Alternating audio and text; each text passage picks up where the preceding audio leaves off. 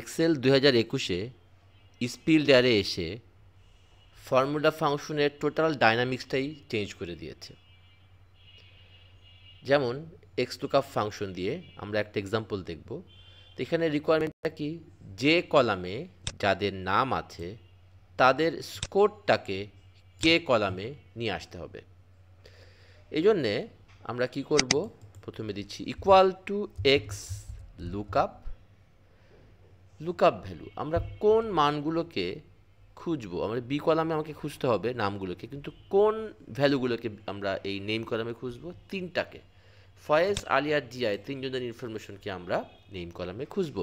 কাজে এটা হচ্ছে লুকআপ ভ্যালু, কমা দিলাম, কি যাচ্ছে লুকআপ অ্যারে। তাহলে উত্তরটা কোন অ্যারে থেকে আসবে, সরি মানে এই ফয়েজকে আমরা কোথায় খুঁজবো, আলীকে আমরা কোথায় খুঁজবো, জিয়াকে আমরা কোথায় খুঁজবো, এদেরকে আমরা খুঁজবো হচ্ছে এই নেম কলামে। তাহলে আমি পুরো নেম কলামটাকে রেফার করে দিলাম, দিয়ে দিচ্ছি কমা।